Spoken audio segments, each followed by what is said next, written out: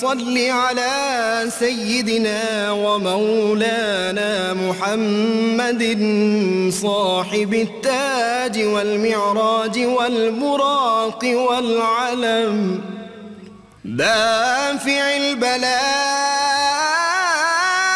والوباء والكحط والمرض والألم اسمه مكتوب مرفوع مشفوع منقوش في اللوح والقلم سيد العرب والعجم اسمه مقدس معطر مطهر منور في البيت والحرم شمس الضحى بدر الدجى صدر العلا نور الغدى كهف الورى مصباح الظلم جميل الشيم شفيع الأمم صاحب الجود والكرم والله عاصمه وجبريل خادمه والبراك مركبه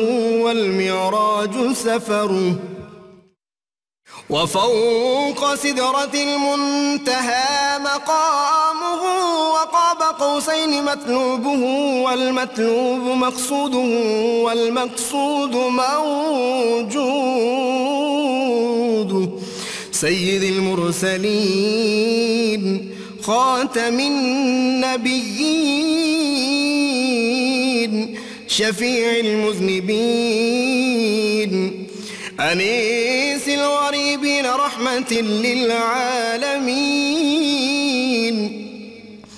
راحة العاشقين مراد المشتاقين شمس العارفين سراج السالكين مصباح المقربين محب الفكراء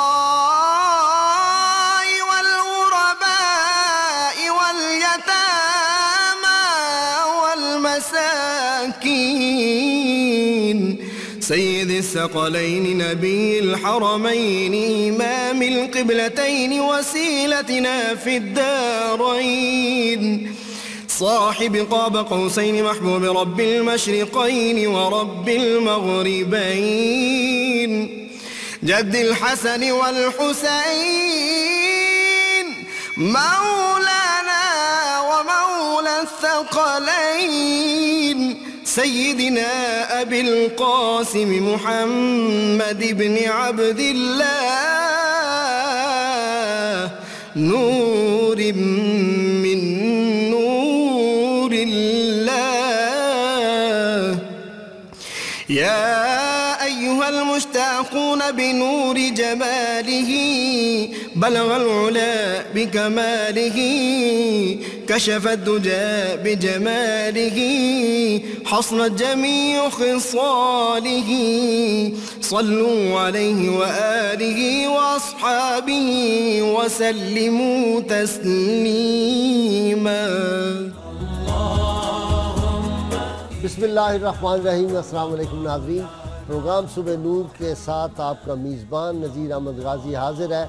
नाज़रीन किराम, हज़रत अबू अनीस सूफ़ी बरकत अली साहब रहमहुल्लाह, अल्लाह उनकी कब्र पे करोड़ों रहमतें नाज़िल फरमाए। उन्होंने बड़े सालों की मेहनत के बाद एक तालीफ़ मुरतब की, उसमें से अस्माउन नबील करीम उस तालीफ़ का नाम है। उसमें से एक इसमें मुबारक सैयदुना ताहिरुल जसदी सल्लल्लाहु अलैहि वसल्लम, हमारे सरदार पाकीज़ा जिस्म मुबारक वाले, दुरूद व सलाम भेजे अल्लाह आप सल्लल्लाहु अलैहि वसल्लम और आपकी आले पाक पर।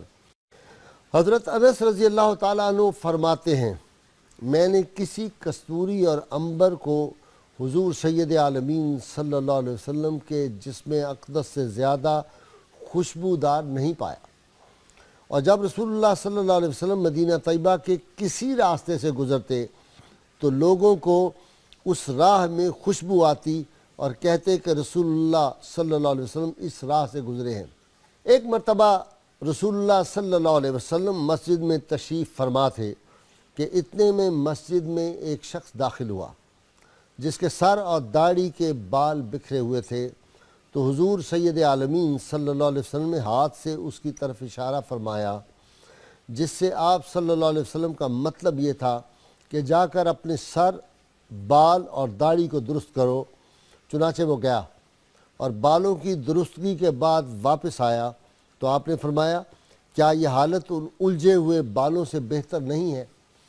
नाज़रीन इकराम, हुज़ूर सैयद आलमीन सल्लल्लाहु अलैहि वसल्लम ने इस कायनात को हज़ारों जाँ परवर पैगाम और पयाम दिए, ऐसे ऐसे निज़ाम दिए, पाकीज़गी का, हया का, इल्म का, हिल्म का, इनकसार का, इज़्ज़ का, हुकूमत का, सखावत का, ऐसे ऐसे निज़ाम दिए कि उस पर अमल करके दुनिया की कामयाबियाँ, कामरानी और आखिरत की कामयाबियाँ और कामरानियाँ भी हासिल की जा सकती हैं। दीन इस्लाम अल्लाह करीम पाकीज़गी को, तहारत को पसंद फरमाते हैं। वो तहारत और पाकीज़गी कैसी हो? ज़ाहरी तहारत के बारे में इरशाद फरमाया, अत्तहूर शत्रुल ईमान, पाकीज़गी ईमान का हिस्सा है। एक जगह इरशाद फरमाया गया, अत्तहूर निस्फुल ईमान, तहारत पाकीज़गी निस्फ ईमान है। नाज़रीन किराम, दीन इस्लाम ये चाहता है कि एक शख्सियत, एक शख्स का, एक इंसान का ज़ाहिर भी पाकीज़ा होना चाहिए, उसका लिबास भी पाकीज़ा होना चाहिए और इसके साथ साथ उसकी सोच भी पाकीज़ा होनी चाहिए, उसकी फ़िक्र भी पाकीज़ा होनी चाहिए, उसका दिल भी पाकीज़ा होना चाहिए, उसकी रूह भी पाकीज़ा होनी चाहिए। और इसीलिए जब ये कुरान हकीम में नबी करीम सल्लल्लाहु अलैहि वसल्लम की शान बयान की गई, व युज़क्कीहिम, वो तज़किया करते हैं लोगों का, तो तज़किया से मुराद है कि बातन की सफाई भी वो अपनी निगाहों से भी करते थे, अपनी ज़ुबान मुबारक, आपके इरशादात मुबारक से भी करते थे। आज भी अगर हमें अंदर की पाकीज़गी या ज़ाहिर की पाकीज़गी इख्तियार करनी है तो हमें फिर लौट जा अहद नबी की समत रफ्तार जहाँ, फिर मेरी पसमानदगी को इर्तिकाद दरकार है। आज इस्लाम का तसव्वुर तहारत व पाकीज़गी और तज़किया नफ्स, घर, गली, मोहल्ले और पार्क्स की सफाई और इस्लामी तालीमात इस में क्या है, इस पर गुफ्तगू करने के लिए मैंने अपने स्टूडियो में दावत दी है। माहिर तालीम है, एक यूनिवर्सिटी मारूफ के प्रोफेसर हैं, डॉक्टर अकील अहमद साहब। डॉक्टर साहब बहुत शुक्रिया आप तशरीफ़ लाए।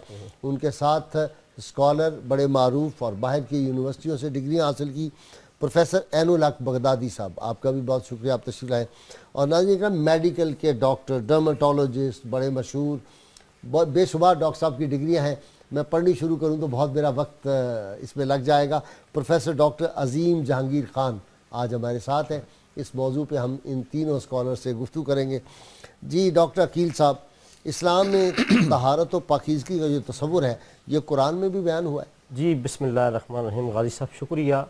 बिल्कुल कुरान करीम में नबी करीम के जो मनासिब बताए गए हैं, जो मनसब रिसालत के तकाज़े हैं, उसमें यह है कि वह युज़क्कीहिम, वो पाक करते हैं। इससे ये पता चला कि दीन की जो असासियात हैं, असास हैं, उसमें तहारत शामिल है और तमाम इबादत इस्लामिया की बुनियाद तहारत पर रखी गई है। और फिर एक नबी करीम अलैहिस्सलाम ने सिर्फ अफकार व किरदार की पाकीज़गी का दर्स नहीं दिया, आपने जिस्म और माहौल को भी साफ़ सुथरा न सिर्फ रखा बल्कि रखने की तरफ तलकीन की और उसके जो समाजी फ़वाइद और समरात सामने आते हैं उसका भी जिक्र किया, क्योंकि एक सेहतमंद इंसान ही मुआशरे में अपना बेहतरीन रोल अदा कर सकता है और सेहत की बुनियादी शर्त सफाई है। तो वो नबी आखिर जो कायनात में तशरीफ़ लाए हैं, तो आप दीन फितरत लेकर आए हैं। ये कैसे हो सकता था कि आप उनको सारी मामलात तो बताते रहे, अफकार के हवाले से, तज़किया नफूस के हवाले से, कल्बी तहारत के हवाले से, लेकिन ज़ाहरी जो है ना वो गंदगी को आप कबूल कर लें? कभी भी ऐसा नहीं हुआ। ठीक है डॉक्टर साहब, अपना बगदादी साहब, इस्लाम ने क्या तहारत का, पाकीज़गी का ये तसव्वुर क्या है इस्लाम? जी बिस्मिल्लाहिर्रहमानिर्रहीम। कुरान मजीद में अल्लाह रब्बुल इज़्ज़त सूरह तौबा आयत नंबर 108 है, जिसमें सहाबा कराम की सबसे पहले तहारत के हवाले से ये आयत वैसे नाज़िल हुई जी। फ़ीही रिजालुन युहिब्बूना अन यततहरू वल्लाहु युहिब्बुल मुतताहिरीन। वाह, कि ये जो लोग हैं यहाँ के, वो एक इसका शान नज़ूल था, इस बारे में नाज़िल हुई कि ये लोग हैं जो तहारत को पसंद करते हैं और अल्लाह ताला पाक रहने वालों को पसंद करता है। वल्लाहु युहिब्बुल मुतताहिरीन। इसी तरह एक दूसरी, अल्लाह ताला मोहब्बत करता है, मोहब्बत तर्जुमा यूं होना चाहिए, मोहब्बत करता है, बेशक पाक रहने वाले लोगों के साथ मोहब्बत करता है। तो ये बड़ी अच्छी आपने बात की कि जब तक वो पाक नहीं होंगे उनको अल्लाह की मोहब्बत नसीब नहीं होगी। यही मकसद तख्लीक था। अगर बंदा इसमें रह गया तो सब किसी में रह गया। दूसरी जगह पे सूरह मुदस्सिर में फरमाया कि वसियाबका फताहिर, कि अपने कपड़ों को पाक रखें, यानी ज़ाहिरी तहारत के बारे में ये बात आ गई। एक और जगह पे फरमाया गया कि इन्नल्लाह युहिब्बुल मुतताहिरीन, कि अल्लाह पाक रहने वालों को पसंद करता है, उनसे मोहब्बत करता है। इन्नल्लाह युहिब्बुत तव्वाबीन, ये आयत पूरी इस तरह से, इन्नल्लाह युहिब्बुत तव्वाबीन, अल्लाह तो पहले तौबा करने वालों को। तो यहाँ पर एक थोड़ी सी अगर उसमें ले लें हम, तो पहले तौबा के जरिए अपनी बातनी सफाई है और फिर ज़ाहिरी सफाई की बात आती है। तो ये कुरान पाक ने बेसिकली जो हमारा बुनियाद है इस्लाम की, वो है ही सफाई और तहारत के ऊपर है। अगर ये चीज़ ना हो, क्योंकि ये दो चीज़ों से बिलोंग करती है, ज़ाहिरी तहारत से और बातनी तहारत से। ज़ाहिरी तहारत ये होती है कि आपके जो कपड़े हैं, आपका जिस्म है, ये पाक रहे, और बातनी तहारत ये होती है कि आपका कल्ब पाक रहे। इस पे इंशाल्लाह ये पूरी एक डिटेल है जो मरातब। डॉक्टर अजीम साहब, सफाई, ये ज़ाहरी सफाई, बातिन की सफाई तो इनका टॉपिक आ गया, बस आपका भी है माशाल्लाह, बड़े नॉलेजेबल है। ज़ाहरी सफाई कैसी होनी चाहिए और इसकी क्या अहमियत क्या है?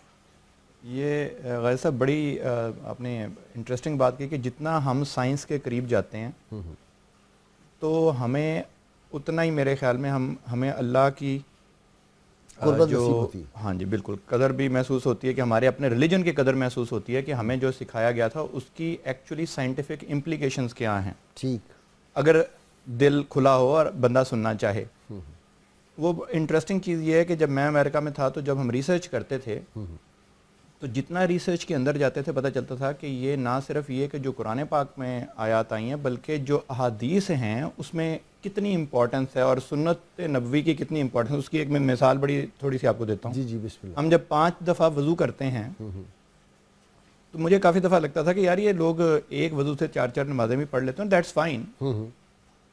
अब वो 5 दफ़ा वज़ू करने वाला, उसको बहुत सारी जिल्द के हवाले से मैं आपको बताऊं कि वो बीमारियां होना ऑलमोस्ट नामुमकिन है कि अच्छा उसको हो जाए। अच्छा, नामुमकिन है, इट इज इम्पॉसिबल। उसकी वजह यह है कि आप 5 दफ़ा, अब कुछ साइंटिफिक मैं आपको तो मैं बातें थोड़ी बता दूंगा। हाँ बता दें कि अगर कोई आप 5 दफ़ा दिन में हर वज़ू में 3 दफ़ा आप नाक में पानी फेरें, हाँ, तो नाक में रहने वाले जरासीम बहुत हद तक कम हो जाते हैं। ठीक, हमारा ख्याल है ना, जो कि हम साबुन से थोड़े से हाथ धो के ज़्यादा वज़ू शायद वो कर लेंगे, साबुन के बगैर भी पानी, अभी जिस तरह है कि चलता हुआ पानी जो है वो गंदा नहीं हो सकता। ठीक, जब हम वज़ू करते हैं, और वज़ू देखें कितना थारो है कि वो तमाम आज़ा, हाँ, जिनका आपकी हवा से या पर्सन टू पर्सन ताल्लुक है, वो सारे आप 3 दफ़ा धोते हैं, जो ओपन है।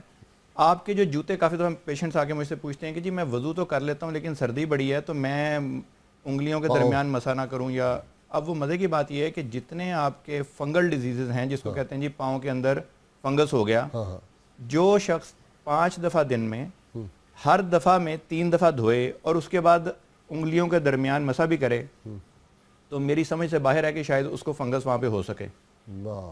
तहारत का ये देखें कि अब जो तहारत लोग तो इसको, लेकिन ब्रॉड टर्म जो तहारत तो पाकीज़गी और सफाई है। मैं बच्चों को अक्सर हमारे पास आते हैं तो बच्चों को जब वो डायपर बांधते हैं तो उसे हम कहते हैं डायपर डर्माटाइटिस, या जो पोतड़े बांधते हैं। आजकल चूंकि मॉडर्न ज़माना आ गया तो हमने, ताकि माँ को चेंज ना करना पड़े और एक हैसल है, तो हम वो जो डायपर बांधते हैं वो इसको कुछ और भी कहते हैं, मेरे ज़हन से निकल रहा है, वो कहते हैं नैपी, जो कहते हैं नैपी बांधते हैं, तो जिसको नैपी रैश बोलते हैं या डायपर डर्माटाइटिस बोलते हैं।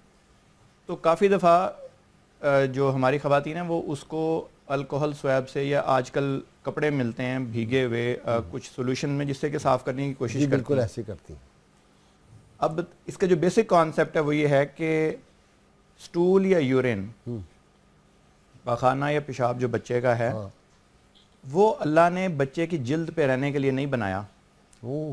जिस तरह बड़ों के जिस्म पे, देखें कहाँ तक है तहारुत की, कि अगर एक छींटा भी पड़ जाए तो आप दोबारा करें, ठीक है। अब कहाँ तो वहाँ तक अल्लाह ने कहा है, तो ये कैसे हो सकता है?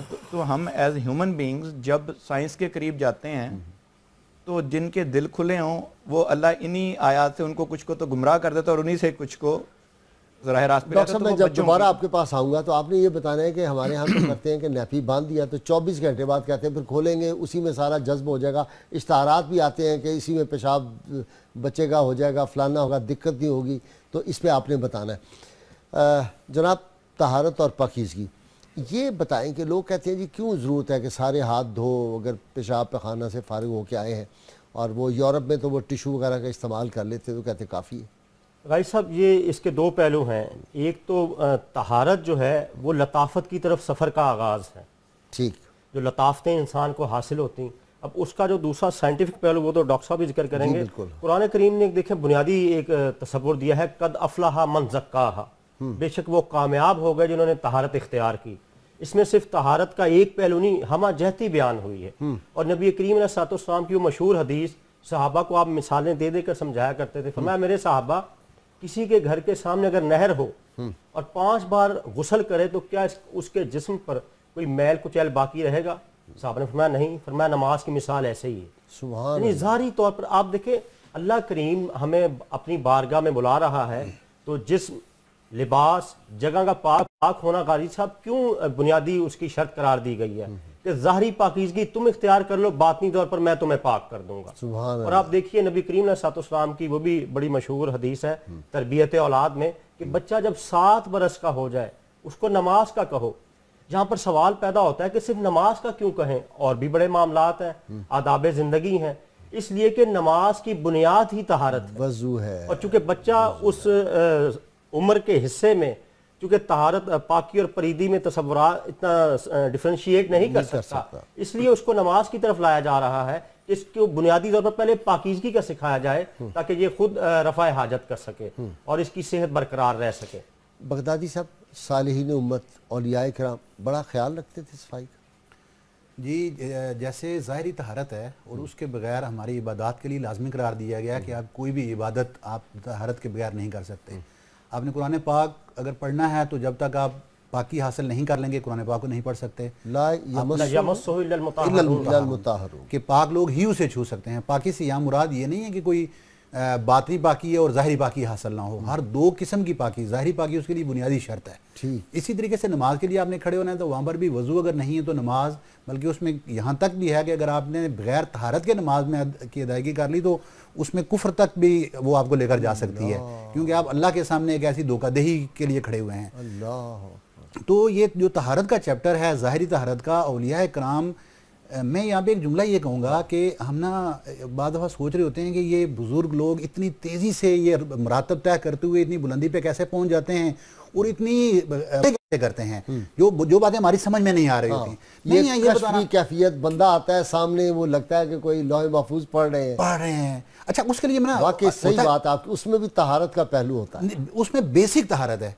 तहारत ज़ाहिरी हासिल करने के बाद वो तहारत बातनी क्या होती है कि तहारत ज़वाहिरी के अंदर वो हर वक्त वज़ू में रहते हैं, बगैर वज़ू के वो नहीं बैठते। बल्कि एक हदीस पाक में आया कि नबी करीम सल्लल्लाहु अलैहि वसल्लम ने एक सहाबी को फरमाया कि अगर तुमने वज़ू किया हुआ उस हालत में तुम्हारी वफ़ात हो जाए तो शुहदा में तुम्हारा शामिल होगी, मौत मिलेगी। बिल्कुल। अच्छा, उसमें ज़ाहिरी तहारत है। अब वो क्या है, औलिया कराम हर वक्त ज़ाहिरी तहारत में रहते हैं।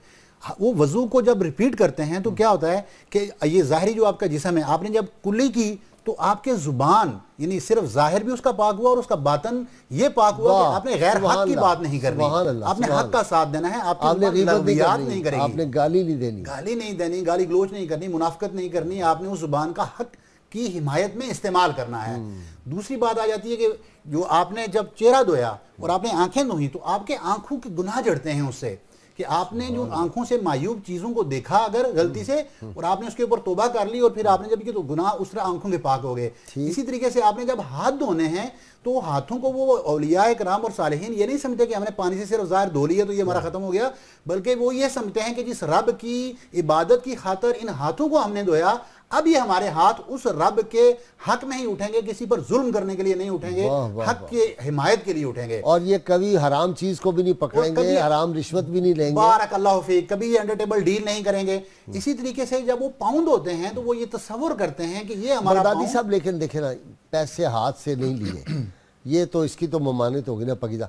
अब ये जो थ्रू चेक अगर उधर से ट्रांसफ़र हो जाए, मैं चीन से मुआहदा करूँ, अमेरिका से करूँ, किसी और मुल्क से, और वहां से वो मेरे अकाउंट में चला जाए, तो वो तो नहीं फिर होगा ना हराम। असल में इतनी बड़ी मार्फत की बातें करते हैं कि शायद अब हम समझ चुके होंगे, क्योंकि आपको ये मलका भी है बुजुर्गों से आज़म रज़ी अल्लाह तआला के मुरीद होने के नाते से कि वो अवाम बात समझ जाती है। अच्छा, तो यकीनन ये बात आपकी अवाम तक पहुंच गई होगी, वो भी शामिल है, तो वो इसी में शामिल है। अच्छा, बल्कि वो इससे आला दर्जा है, क्योंकि उसके अंदर साथ में मुनाफिकत और इससे घटिया दर्जा है, इससे भी घटिया दर्जा है भाई साहब। इसको नजासत कल्बी आप कह लें। अच्छा, उसमें मैं जो बात थी कि सुलहा के हवाले से, सालिहीन के हवाले से, कि वो कैसे ऐसे तहरत हासिल करने के बाद मरातब हासिल करते हैं। शेख मुजद्दिद अल्फ़ सानी रहमतुल्लाह अलैह, उनका एक वाक़या है कि वो मस्जिद से नमाज पढ़ के बाहर निकले तो देखा कि जूते तकसीम हुए हुए हैं दाएं तरफ और बाएं तरफ। तो उनको कश्फ के जरिए ये बताया गया कि ये अस्हाबुल यमीन है और ये अस्हाबुल शिमाल हैं। ये जिनके जूते बाएं तरफ पड़े हुए हैं ये अस्हाबुल शिमाल हैं और ये अस्हाबुल यमीन हैं। अच्छा, उन्होंने जब ये चीज़ देखी तो फौरन जो वहाँ पे बंदे से उनसे पूछा कि ये जूते ऐसे किसने किए, तकसीम किसने किए? तो उन्होंने बताया जी आपके दो साहबजादा यहाँ पे दोनों खेल रहे थे, तो उन्होंने जूते तकसीम कर दिए हैं। तो आपको वो बात इतना ताज्जुब हुआ और देखा कि ये इन्होंने किया क्या, तो उन्होंने हजरत बाकी बिल्ला को एक खत लिख भेजा और उसमें ये वाकया सारा तफसील से बयान फरमाया कि ये मसला हो गया है। तो हजरत बाकी बिल्ला ने उनको तलब फरमाया। उसमें एक बड़ी बारीक आपने बात की है ना चेक के जरिए, तो मैं जो बात करने जा रहा हूँ वो इससे समझ भी ज्यादा बारीक है, बहुत बारीक है। वो बारीक इतनी सी थी, रिज़्क़ हलाल मंगवाया लेकिन बाजार से, अल्लाह, बाजार का बना हुआ खाना मंगवाकर दोनों साहबजादों को खिलाया और कुछ नहीं किया। उसके बाद उनका कष्ट बंद हो गया, कष्ट बंद हो गया। अब मुझे बताएं कि वो लोग जो ये चक्कों के जरिए और जो डीलों के जरिए और जो पूरे इदारों को बेच के और पूरे मुल्क को लूट के और पूरे इंसाफ को सेल कर दिया, जिन्होंने कानून को सेल कर दिया, हर चीज को सेल पर लगा दिया जिन्होंने, और खा के और फिर वो डकार भी नहीं मार रहे हैं, उनके कान पे जू तक नहीं रेंग रही है, उनकी परवाज कहाँ की होगी? वो तो जमीन में असफल साफिलीन से भी निचले दर्जे में चले गए। अल्लाह। डॉक्टर साहब, रूह की बालिदगी पाकीज़गी की बातें तो इधर हो गई, इसके कोई फ़ायदे भी होते हैं? एक तो आपने बता दिया कि नाक मुंह की कुछ बीमारियां भी हैं, मसलन यूरोप को पहले नहीं पता होता था, वो तो नहाना भी हमसे उन्होंने सीखा, ये सफाई के थे, लेकिन अब भी वहाँ आप जब अंडरग्राउंड में जाते होंगे ट्रेन में, तो वो चूँकि अपने जिस्म को साफ़ नहीं करते वॉशरूम में जाने, बाथरूम में जाने के बाद, तो बू आती है और वो परफ्यूम वगैरह लगा के काम चलाते हैं। जी जी। तो इससे कोई बीमारियां पैदा हो जाती हैं? बहुत सारी बीमारियां, उसमें एक सबसे बड़ी जो आप देखें कि नज़ला ज़ुकाम खांसी अक्सर हम कहते हैं फैल गया।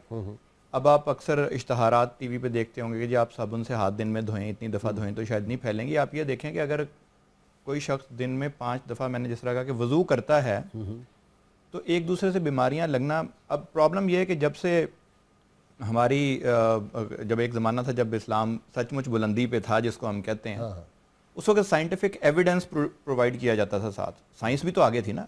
और वो इस्लामिक जो आप कह रहे हैं साइंस, हमने उनको सिखाया बहुत कुछ। उसमें एक ये है कि अगर तहकीक, मेरा बड़ा दिल चाहता है और अब हमको थोड़ा सा कर भी रहे हैं इसमें, कि ये सचमुच देखा जाए कि 5 दफ़ा जो वज़ू करता है बंदा, उसके नेज़ल कैरेज रेट उसे बोलते हैं कि नाक के अंदर कुछ जरासीम ऐसे होते हैं जो कि प्रूवन हैं कि वो कैरी करते हैं हम हर वक्त अपने साथ। अच्छा।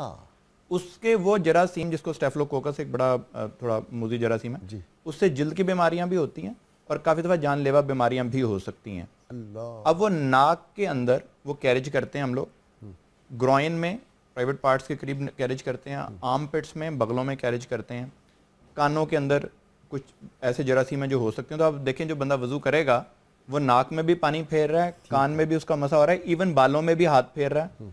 तो ये जो कौन सी बीमारियां अवॉइड हो जाती है, मैं ये आपसे पूछ। देखें, एक दो जिसको सेलुलाइटिस बोलते हैं, वो ये जिल्द सुर्ख हो जाती है, वहाँ पे इन्फेक्शन हो जाती है, फोड़े फिंसियाँ, हत्ता के अगर आप हाथ धो के करते हैं खाना, अब आप देख लें कि जो शख्स हाथ धो के खाना खाना, ये तो हमने गोरों को सिखाया ना, तो वो जब आप खाना खाते हैं तो बहुत सारे पेट की बीमारियां सिर्फ अच्छी तरह हाथ धोने से ख़त्म हो जाती हैं।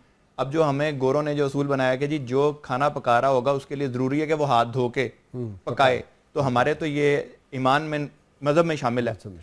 ये जिस तरह मैं आपको बता रहा था कि बहुत सारी ऐसी बीमारियां जब तहारत अपने अज़ा की जब हम बाथरूम जाने के बाद करते हैं, तो बहुत सारी ऐसी चीज़ें जो कि पखाने या पेशाब के जिस्म के साथ, जिल्द के साथ लगने से इरिटेंट कॉन्टैक्ट डर्माटाइटिस जिसको बोलते हैं, कि वो वो ऐसी नजासत का जिस्म के साथ लगना, जिल्द के साथ लगना मुनासिब नहीं है। ब्रेक लेनी है और ब्रेक के बाद जब मैं आऊँगा तो हमारी गुफ्तगू ये आपसे जारी रहेगी। नाज़रीन किराम, ब्रेक का वक्त होता है, हमारे साथ रहिएगा। ये बड़ी अहम चीज़ें हैं जो रोज़मर्रा हमारी ज़िंदगी में कई मुसीबतों, कई बीमारियों से हमें बचा सकती हैं। हमारे साथ रहिए।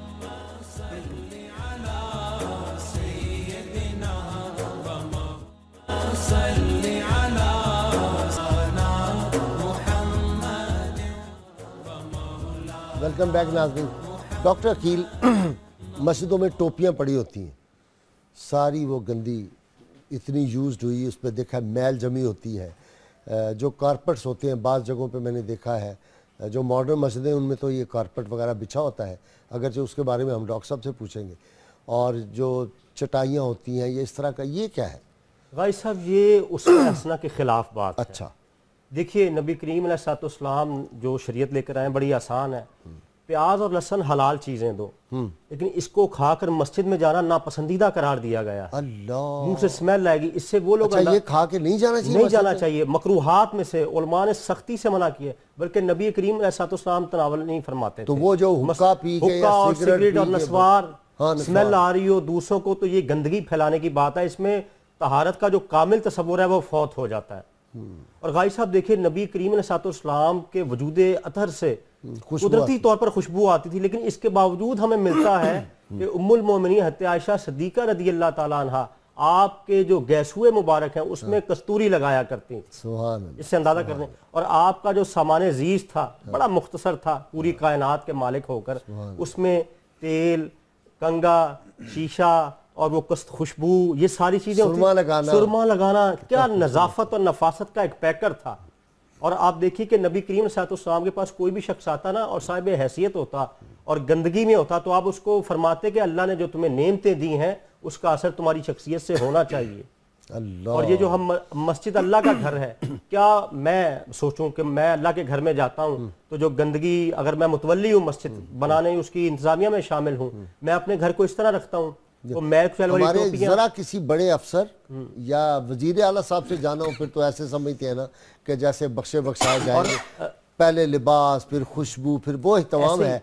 अल्लाह की बारगाह में जाना तो परवाह नहीं। तो रब की बारगाह में जाना हो तो हमें इहतमाम क्यों नहीं करते? इसलिए फजाइल जुमा में एक गुस्ल करना, खुशबू लगाना बड़ा मुस्तहब करार दिया गया है कि आपकी शख्सियत उजली होगी, निखरी होगी, साफ सुथरी होगी, उसके देखने वालों पर बड़े अच्छे असरात पड़ेंगे। डॉक्टर बगदादी साहब कहते हैं कि जब आदमी वजू कर लेता है तो वो हिफाजत में आ जाता है, अल्लाह की बरकत भी नाजिल होती है। जैसे कि पहले मैंने अर्ज़ किया था जी कि वज़ू जब ज़ाहिरी तौर पर करते हैं तो बातनी उसके फ़ायदे में ये नसीब होते हैं कि हमारी ज़ुबान गुनाहों से बच जाती है। जब हम मुँह धोते हैं आंखें हमारी गुनाहों से बच जाती हैं जी। इसी तरीके से जब हम हाथ धोते हैं तो हमारे हाथ गुनाहों से बचते हैं, हमारा पाँव बातल अच्छा, वज़ू कर लिया, मस्जिद में हम बैठ गए तो अब हमने कहा जी फलाना बंदा तो इस तरह का है, फलां इस तरह का है, वो तो बड़ा बेईमान है, तो ये तो बातें ये देखें ये तमाम इन तमाम का जो एंड में अगर करूँ ना, इमाम गज़ाली ने बड़ी एक प्यारी बात यहाँ पे फरमाई उन्होंने।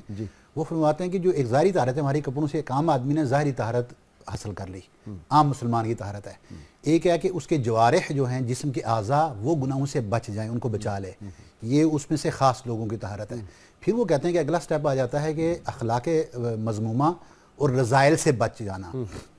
ये तीसरा स्टेप वो बयान करते हैं, ये मोमिनीन की अलामात हैं, जो उनमें से भी ख़ास लोग हैं उनकी ये अलामत है। लेकिन एक जो आखिरी स्टेप जाकर वो बयान करते हैं वो ये है कि जब दिल का मासिवा अल्लाह से बिल्कुल पाक कर देना दिल को, यानी अल्लाह के सिवाय हर चीज़ को दिल से निकाल देना, दिल की सफाई है। हज़रत अबुल हसन शाज़ली का मुझे वाक़या याद आया। आपके पास एक साहब आए जो बड़े अपने आप को सूफ़ी और आलिम और बड़ा मकाम समझते थे, तो कहते हैं हज़रत मुझे हर वक्त बू आती है अपने जिस्म से। तो आपने उसी वक्त फरमाया ये सामने चश्मा है, इस पे जाके ये नियत करके वज़ू करो कि ये जो मेरे अंदर उज्व है, ये जो गुरूर तकब्बुर इबादत का और इल्म का पैदा हो गया है, कहो या अल्लाह मैं इससे नहाता हूँ। वो गया चश्मे पे नहा के जब वापस आया तो वो बू जाती रही, कह रही मैंने तो बड़ी बड़ी खुशबुएं लगाई थी। तो ये भी इसकी अच्छा, भी पाकीज़गी होनी चाहिए। ये बातन जब पाक होता है ना आपका, तो इसके असरात फिर ज़ाहिर पे आपके आते हैं। अच्छा ना, ये जो बड़ी देर से एक बात 3-4 बार रिपीट हुई है ना खुशबू की, और तो इस पे ना एक चीज़ मैं बताऊँ आपको कि ये जो हमारे फ्रेंच लोग हैं, मैं कल ही किताब पढ़ रहा था, तो वो पूरा वाक़या बल्कि मैं चाह रहा था कि ले आऊँ और आपको वो किताब दिखा था। फ्रेंच लोगों ने इब्तदाई दौर में जब इनकी जंगें और इनकलाब का वो ज़माना था, तो इनकी जंगें में फ्रेंच लोग साल तक नहाया नहीं करते थे। ये जो उतूर के अंदर और परफ्यूम के अंदर पूरी दुनिया में वो मशहूर है, यूरोप में हफ्तों के बाद ही नहाते हैं 12। अच्छा, वो बिल्कुल नहाते नहीं थे, इतनी उनसे स्मेल आती थी कि जो कौम उससे जंग लड़ने आती थी ना, वो उनकी बदबू की वजह से उनके पास खड़े नहीं हो सकते थे, भाग जाते थे। अच्छा, वो करते क्या थे कि वो लोग लड़ने वाले जो आते थे, वो एक ये फूल लेकर आते थे खुशबू वाले, एक हाथ से फूल रखते थे नाक के ऊपर और दूसरी हाथ से उनसे वार करते थे, और जब वो फूल गिर जाता था तो वो भाग जाते थे उनसे, क्योंकि बदबू बर्दाश्त नहीं कर सकते थे। फिर जब ये बात आपने बड़ी गलत कर दी, या कहीं हिंदुस्तान वाले वो सुन रहे हो और वो ये काम शुरू कर देंगे। अच्छा, ये इसमें एक तरफ आता हूँ ना कि बदबू कितने भी वो नहाएं, गैर मुस्लिम, ये भी अल्लाह ने एक फजल रखा है मुसलमानों के ऊपर कि गैर मुस्लिम कितना ही नहाए, कितना भी सफाई रखे, उससे एक बदबू आती रहती है हर वक्त। ये सही कलमा भी पाक करता है, ज़ाहिरी भी और बातिन को पाक करता है, क्योंकि अफकार के अंदर शैतानियत नहीं रहती है, दिल के अंदर गैर अल्लाह के सिवा कोई और चीज़ बाकी नहीं रहती है। ये सफाई ज़ाहिर पे ऊपर अपने असरात मुरतब करती है। अल्लाह फला चंबे दी बूटी मुर्शद मन मेरे विच लाई, इसीलिए लगाई, नफी असबात दा पानी मिलिया हर रगे हर जाई हूँ, अंदर बूटी मुश्क बचाया जहाँ फुलन पर आई हूँ, जीवे मुर्शद कामल बाहू जाए बूटी लाई। डॉक्टर साहब, हम अंदर से सामान उठाया और जो कूड़ा करकट गंद है, बच्चों की नैपीज ये बाहर फेंक दी। अच्छा, वो सवाल रह गया था, नैपी बांध के 24 घंटे बाद फिर खोलती है माएँ और कहती हैं ये मॉडर्न ने बड़ा संभाल दिया काम, बड़ा हमारा काम बन गया। जी, वो जितनी देर तक आपके जो एक्सक्रीटा हैं, जो आपके स्टूल यूरिन है, गंदगी जो है, जितनी देर तक वो जिल्द तक लगी रहती है, तो जिल्द अल्लाह ने इतनी गंदी चीज़ों के साथ टच करने के लिए नहीं बनाई। वही हम जब खुद तो तहारत करते हैं, लेकिन बच्चे को गंदा रख देते हैं उस तरह, तो उसको बड़ा सिंपल काम यह है कि अगर उसी बच्चे को मैं फिर माओ को बताता हूँ कि इस जिस तरह आप तहारत करते हैं इस तरह इसकी भी तहारत करें, दिन में 4-5 दफ़ा तो ठीक हो जाएगा, उसमें बगैर किसी दवाई के बहुत चांस है कि वो बच्चा बगैर किसी दवाई के उस डायपर डर्मेटाइटिस से ठीक हो जाए या नेपी रैश से ठीक हो जाए। जब बुढ़ापे में भी काफ़ी दफ़ा ऐसे हो जाता है, तो वो उनके लिए भी फिर वही है तरीका इस्तेमाल, वही तरीका लोगों के लिए। इसी तरह जिस तरह हमारे जख्म हो जाते हैं, ये बड़ा एक आम है कि जख्म हो जाते हैं पाँव पे, या कहीं मच्छर ने काटा जख्म हो गया। अक्सर हमारे यहाँ ये एक वहम है पाया जाता है, और गलत वो वहम है कि इसको पानी ना लगे इस जख्म पे। यही कहते हैं। देखें, ये जख्म जो है ये खुला जख्म है। जब हम किसी को कल्चर करते हैं ना, किसी को बीमारी हो गई, इन्फेक्शन हो गई, हम कहते हैं जी इसका पस ले लें, इसका नमूना ले लें, हम देखेंगे लेबॉर्ट्री में, पहले इसको उगाएंगे इस बैक्टीरिया को, जरासीम को, और फिर देखेंगे इसको किस एंटीबायोटिक से मरता है। ठीक है। वो बेसिकली उसमें थोड़ा सा ब्लड डाला जाता है ताकि वो बैक्टीरिया उस पे उगे। तो इसी तरह जो आपका जख्म है वो कल्चर प्लेट ही है, इस पे अगर आप उसको खुला रखते हैं उसमें और बैक्टीरिया उगेंगे। अच्छा, आप उसको धो देते हैं, सामान हमने बाहर फेंक दिया, गंद है अंदर का, बच्चों की नैपीज और चीजें, ये बाहर गली में फेंक दिया, हमारा घर तो साफ हो गया, बाहर गली में पड़ा रहे, उसका कोई नुकसान है? देखें, जितने भी आप गंदगी को बाहर फेंकते हैं, उसमें जब भी वो थोड़ी देर तक पड़ी रहेगी, उसमें बैक्टीरिया उगेंगे। ठीक। वही वाले बैक्टीरिया जो हैं आपके पाँव के जरिए घर के अंदर आएंगे, आपके वहाँ पे अगर आप उसको खुला आपने छोड़ा हुआ है, वहीं पे वो बिल्लियाँ आपने देखा होगा, कुत्ते देखे होंगे, वहीं पे आगे करते हैं, और वही बिल्लियाँ कुत्ते जो हैं वो आपके घर के करीब से कहीं ना कहीं से तो गुजरेंगे। ठीक। वहाँ पे वही वाले जरासीम कहीं ना कहीं तो वो जाएंगे, और होते होते फिर आपके घर के अंदर ही वापस आएंगे। डॉक्टर साहब, कारपेट मस्जिदों में बिछना शुरू हो गया, घरों में, उनका अब गंद सारा ख़त्म हो गया, और उसमें पाँव लेके हम जूते बाहर से जाते हैं, तो इसका भी होता है। कारपेट में मसला कारपेट का नहीं, मसला उसकी फिर सफाई रखने का है। कारपेट जरूर बिछाएं, फिर उसका हक अदा करें उसकी सफाई रखने का। डॉक्टर, उसकी सफाई तो मैं नहीं समझता हूँ। वो देखें ना, वो मुश्किल चुके होती है, तो फिर जो वो मुश्किल अगर नहीं कर सकते फिर ना रखें। उसमें होता ही है कि दो चीज़ें हैं, एक है जिसको हम डस्ट माइट बोलते हैं, डस्ट में रहने वाले बहुत ही खुर्दबीनी कीड़े हैं, वो एक किस्म के, वो नज़र नहीं आते, खुर्दबीन से देखेंगे तो नज़र आ जाएंगे। डस्ट माइट जो है वो बहुत सारी एलर्जीज़ का, जिस तरह एक्जिमाज जो जिसको हम बोलते हैं, खारिश, ददर, उसके लिए उसका एक बहुत बड़ी वजह वो डस्ट माइट है। जो मुतअद्दी खारिश है, जो एक दूसरे से लगती है, जिसको हम स्केबीज़ बोलते हैं, वो शायद कारपेट में तो नहीं होती, लेकिन एक दूसरे से लग सकती है। तो जो बंदा वजू करता है उससे शायद एक दूसरे से ना लगे। जो आपके कारपेट के अंदर रहने वाले जो जरासीम हैं और बहुत सारी वो केमिकल्स जो कि एलर्जी का सबब बनते हैं, छींकें आती हैं लोगों को बहुत ज़्यादा, मुझे बहुत अगर वो छींकें आती हैं तो डस्ट माइट की वजह से आ सकती हैं, उसका टेस्ट किया जा सकता है। लेकिन वही वाले कारपेट अगर आप उसको साफ रख सकें, वैक्यूम क्लीनर, देखें जहाँ पे कारपेट ज़्यादा ईजाद हुए थे तो साथ ही वहाँ पे वैक्यूम क्लीनर भी ईजाद हुए थे।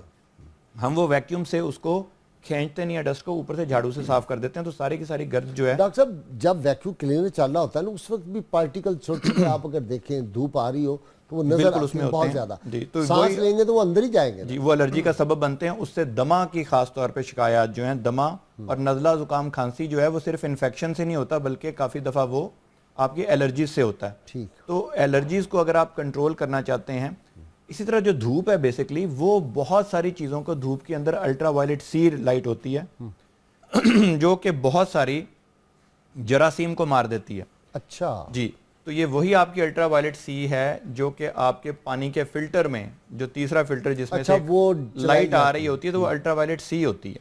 ठीक, तो अल्ट्रा वायलेट सी के जरिए आप पानी को भी शफाफ कर सकते हैं जरासीम से। और इसी धूप में मैं लोगों को जिस तरह कहता हूँ कि ये अब मायूस समझा जाता है। कपड़े 8-8 दिन ही लोग बदलते, कहते हैं चलता रहे।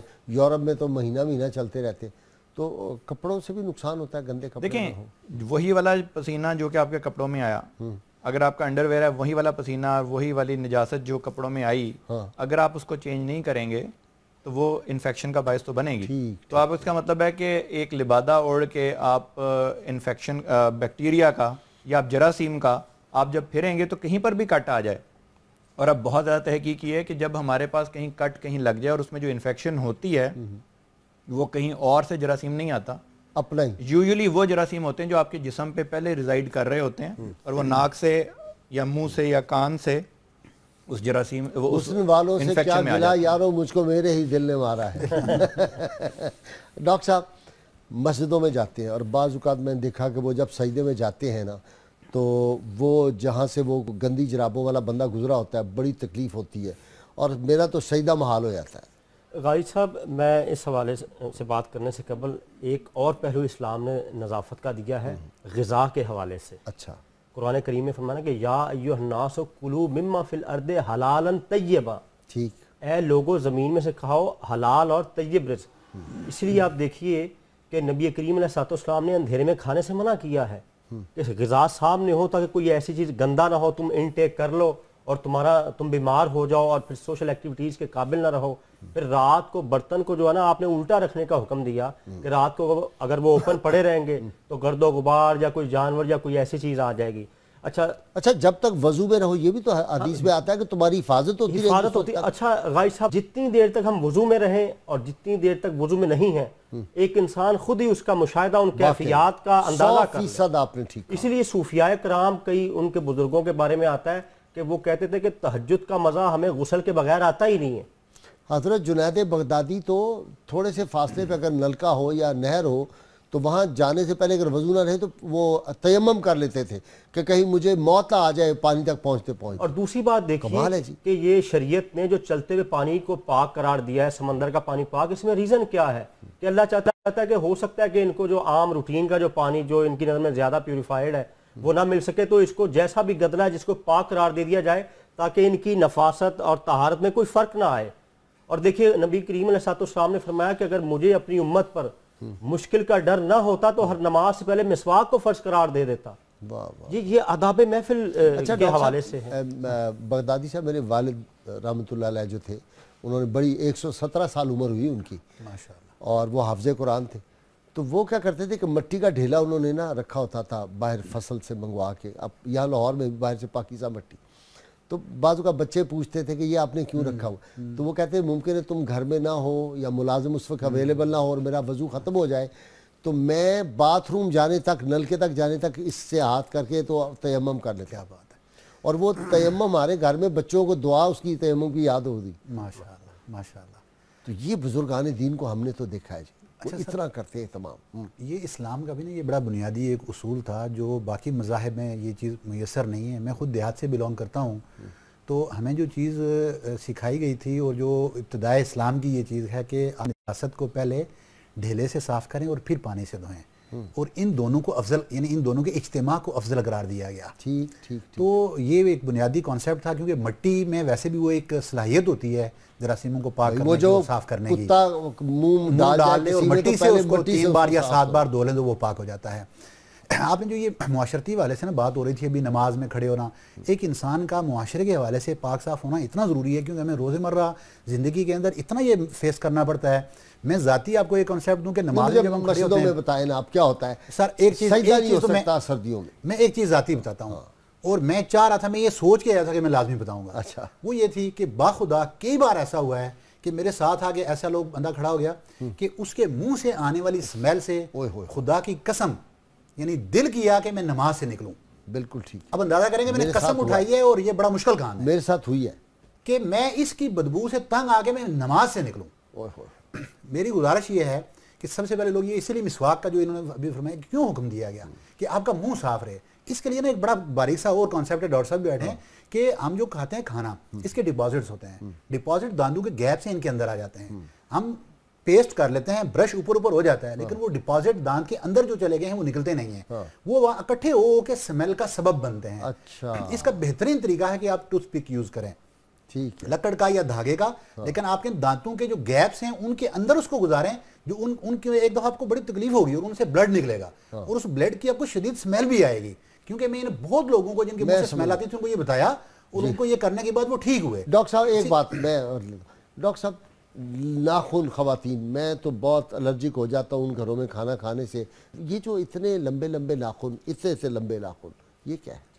देखिए, नाखून के नीचे ये मेडिकली प्रूवन चीज़ें हैं, इसमें कोई बहुत तहकीक हो चुकी, और इसी तरह जब हम सर्जरी करने लगते हैं, और ख़ासतौर पे जब हम कॉस्मेटिक सर्जरी कर रहे हैं, तो उस वक्त होता है कि बंदा तो बिल्कुल ठीक है, इसने अपनी खूबसूरती के लिए आया है, अब और कोई इन्फेक्शन ना हो जाए।